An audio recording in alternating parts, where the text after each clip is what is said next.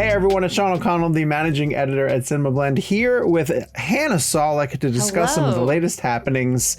Well, you trampled all over my intro, Hannah. Oh my god, I was just saying hi. Is that right? Waving at me. I ruined everything. Sorry, Start we're over. talking about... Let's not even do this video. You sure? Yeah, it's a good idea. Yo, let me out! I can't be a part of this. Did you wear red for Superman? Yes, I did. That is a cape-esque red. I like it. Yes, I did. Thank you for noticing. And if you haven't seen Hannah's amazing Barbie interviews, they're also on our YouTube channel where she wore pink. I did wear pink. Very literal dressing lately. So let me get this straight.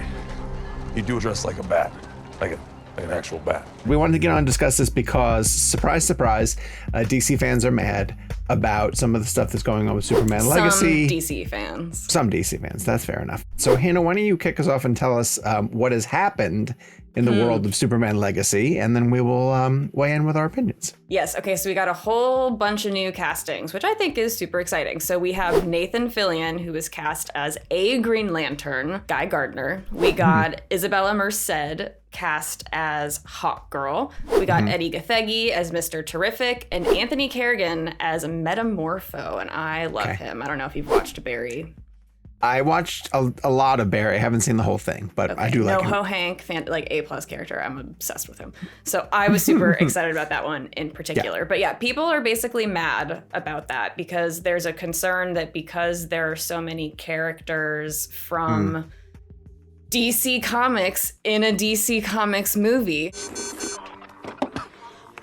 Oh my God! That the film will not center on Superman/Clark as much as certain fans think they should. James Gunn has responded and made it clear. He said something like, the choices were made for story. He also said something like, we're going to flesh out Clark's life as Clark, so that requires characters like Jimmy Olsen, Perry White, Lois Lane, but also as Superman. Like, he is going to be in a world in which superheroes do exist, so it's important to also establish that he's in that world with some of these other DC heroes. So people are still not convinced, though. He has been with us the whole time! Somebody named Milton has been with us the whole time. Yes! But you said you were excited and fascinated by the choice to have so many, I guess, characters with recognizable names. Yeah, very much so, and not at all concerned in a way where I understand that people were like, when they did Batman versus Superman, and all of a sudden it was like, it wasn't a traditional Superman sequel the way that we viewed it at the time. It was like, oh, all of a sudden you're trying to introduce a new Batman, you're trying to introduce Wonder Woman, and then the Cyborg and the Flash and Aquaman, and it didn't seem like a rush to build a universe. But what I don't understand, and I've seen certain tweets that are like, where are all of the traditional Superman supporting characters? Like, why aren't we hearing about the casting of Jonathan Kent? And I specifically don't want a rehash, of all the other Superman type of movies that we've seen up until this point. So when you tell me that there's a story that's going to need a Hawkgirl or need a Green Lantern, like, this is extremely exciting to me. I like it. I think it's incredibly smart that you're starting a new universe. This 10 film, whatever chapter 1 is going to be, that I think is going to involve more films and television shows, where the universe exists. It already is in place, and we can start with a sequence where maybe Superman is battling with Green Lantern, up in somewhere deep in the universe, and it's Guy Gardner, and we meet Nathan Fillion, and we just know now he's there, kind of thing. Like, the idea that people are wringing their hands over the amount of characters that are suddenly being introduced in this thing without having any clear indication about how they're used is preposterous to me. This is insane. It reeks to me of I just want to be upset about something because, just telling me that there are characters in a screenplay doesn't concern me in the least bit. Like, yeah, that's the weirdest part of this. So it's stupid. like, that's like being like, oh, Benji's going to be in Mission Impossible and so is Luther, and people being like, well, it's not about Ethan Hunt anymore then. It's like, no, there's just 100%. Like, do you think if they would have just said, not that they would have, but they said like, oh, Edi Gathegi's been cast as, reporter number 3 in Superman Legacy or whatever, like no one would care. But it's almost like because it's like the hero, or like a recognizable name or something that people are like making. It's very interesting. Now, I will say, to give the other side their equal due, Black Adam tried this and it didn't work. Yeah. So I'm not saying that, it's one side or the other is a guaranteed success, because I would have liked more time with the Justice Society characters who we met in Black Adam. Yeah. So it's 100% how you use them. But if you take Gunn's Suicide Squad as an example, he kind of hit the ground running with a bunch of characters that we hadn't met before, one or two that we were familiar with. Yeah. And then another whole slate of team who didn't make it past the first 5 minutes. Yeah.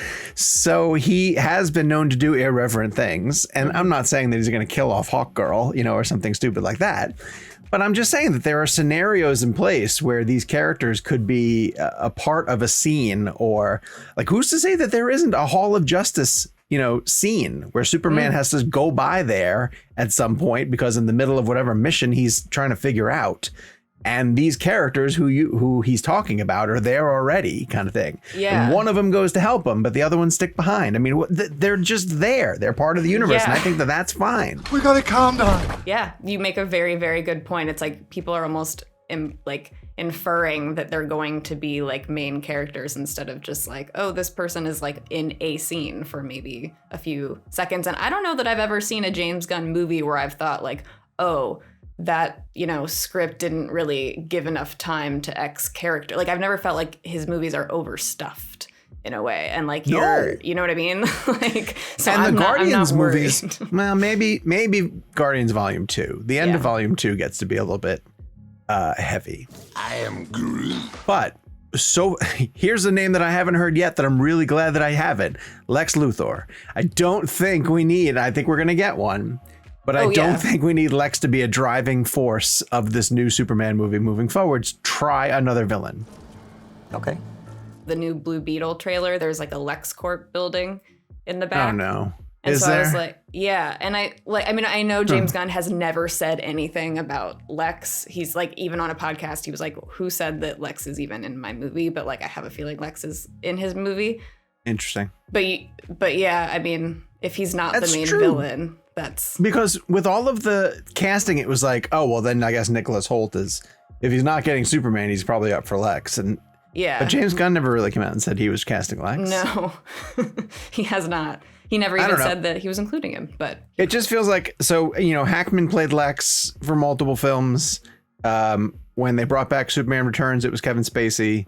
Eisenberg obviously came on board for Batman versus Superman, and they crammed in the Doomsday, story angle of BVS. But like, there are enough Superman villains to bring in.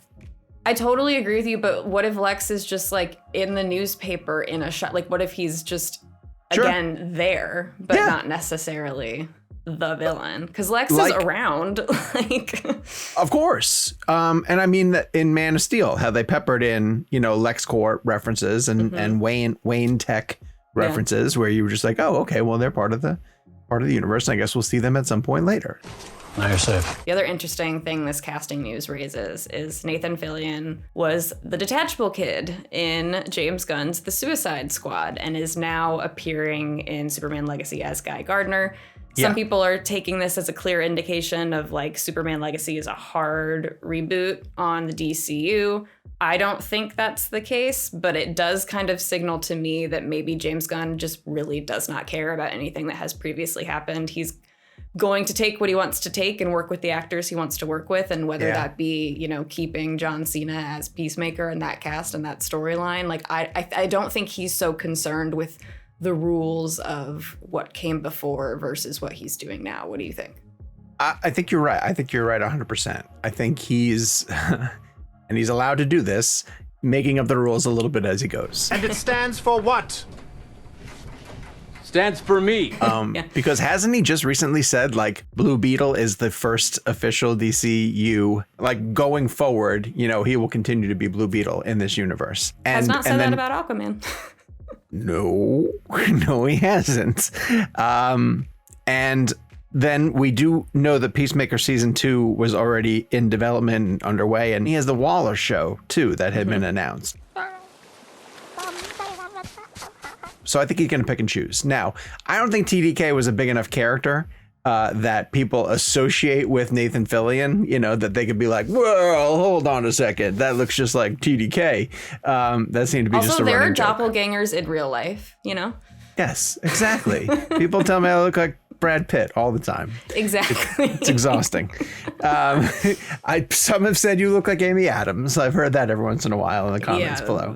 Those people are high, but thank you. Peacemaker. It's actually very nice. Looks nothing like me. So the point being, stop getting upset.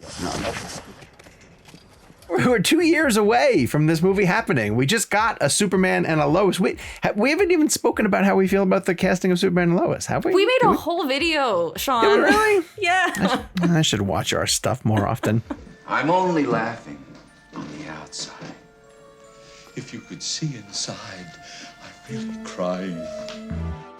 Hey everybody, thanks for watching. If you like this video, be sure to let us know in the comments. And also give us a like because it actually does help us. Sean and I talk DC almost every week, and with all that's going on in the DCU, there's a lot to talk about. So if there's ever anything that you want us to research or deep dive on, definitely let us know in the comments. Also be sure to hit subscribe and turn on your notifications so you don't miss a thing.